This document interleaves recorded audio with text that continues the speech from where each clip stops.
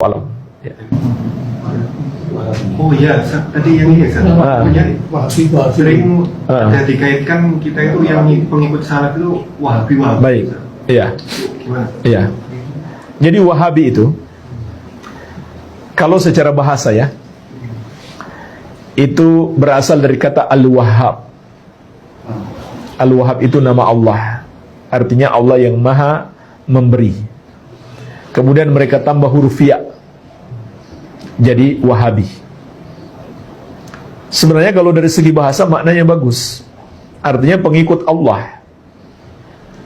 Tapi yang mereka maksudkan bukan pengikut Allah, pengikut Muhammad bin Abdul Wahhab.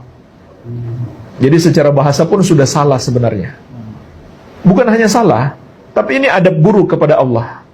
Sebab yang mereka beri nama Wahabi itu maksudnya untuk menjelekkan, tapi menggunakan nama Allah. Ini adab buruk sebenarnya. Padahal yang mereka maksudkan pengikut Muhammad bin Abdul Wahhab. Ya, namanya Muhammad, Abdul Wahhab nama ayahnya, Al-Wahhab nama Allah Azza wa Jalla. Nama ayahnya Abdul Wahhab, namanya Muhammad. Iya. Nah, siapa Syekh Muhammad bin Abdul Wahhab itu?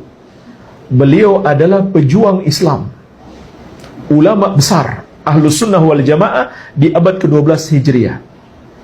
Buku-buku beliau sampai sekarang masih ada, bisa diteliti, bisa diuji. Tidak ada yang keluar dari ajaran Ahlus Sunnah wal Jamaah. Hanya saja kenapa banyak orang membenci beliau? Karena beliau memberantas perbuatan syirik dan bid'ah. Itulah yang membuat orang-orang yang berbuat syirik dan berbuat bid'ah sangat benci kepada beliau. Itu sebabnya mereka menggelari pengikut beliau dengan Wahabi. Ya, karena di zaman itu di abad ke-12 Hijriah di Arab Saudi, syekh ini punya kekuatan besar, pengikutnya banyak. Termasuk didukung oleh pemerintah Arab Saudi. Nah, disitulah menyebabkan kebencian orang-orang yang berbuat syirik dan bid'ah. Karena mereka diberantas syirik dan bid'ahnya bukan hanya dengan lisan, tapi juga dengan kekuatan, dengan kebijakan pemerintah di masa tersebut. Iya. Jadi itu sebabnya mereka menamakan Wahabi. Dan intinya yang mereka namakan Wahabi, nggak ada ajaran baru. Semua ajaran bisa dibuktikan, bisa didiskusikan, bisa didialogkan. Tidak ada yang bertentangan dengan pemahaman sahabat. Tidak ada yang bertentangan dengan ajaran Islam. Iya. Nah, jemaah sekalian, sedikit saya tambahkan tentang dakwah Syekh Muhammad bin Abdul Wahhab ini. Beliau dan murid-muridnya termasuk yang menginspirasi perlawanan terhadap penjajah di dunia-dunia Islam, termasuk negeri kita Indonesia. Beliau termasuk berjasa besar dalam memberikan semangat perlawanan terhadap penjajah Belanda.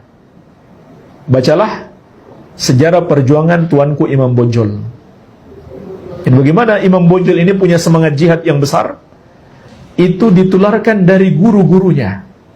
Dan guru-gurunya ini belajar di Arab,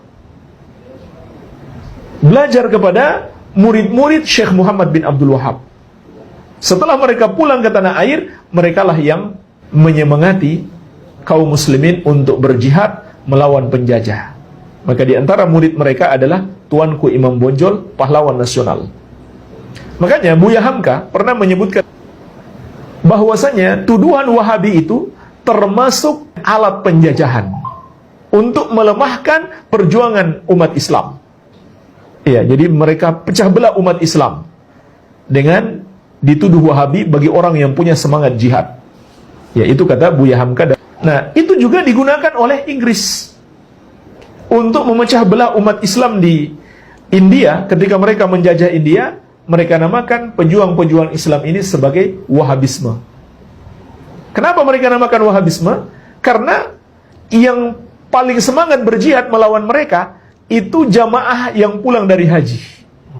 Setelah di Arab Saudi bersentuhan dengan dakwah Syekh Muhammad bin Abdul Wahhab, pulang-pulang mereka punya semangat jihad yang besar untuk melawan penjajah. Ya, makanya dalam catatan Profesor Mas'ud yang berasal dari India, pertama kali menamakan Wahabi ini adalah penjajah Inggris. kemudian diikuti oleh sebagian kaum muslimin yang salah paham. Iya. Jadi ini luar biasa jasa beliau terhadap perjuangan melawan penjajahan di dunia-dunia Islam. Iya. Dan intinya adalah bisa diuji ajaran-ajaran beliau. Dan ahlu sunnah atau salafi itu bukan pengikut beliau, tapi pengikut sahabat, pengikut manhajus salaf seperti yang telah kita terangkan di awal tadi. Jadi kalau seandainya kita dapat di dalam buku-buku karya beliau salah atau ajaran beliau salah, ya jangan diikuti. Jangan diikuti.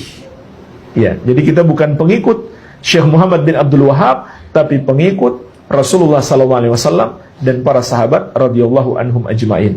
Iya.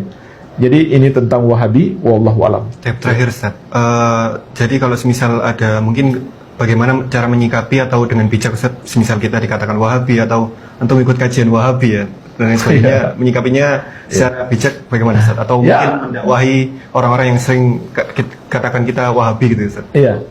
Ya santai saja, ya, dan jelaskan bahwa setiap amalan itu harus terpenuhi padanya dua syarat.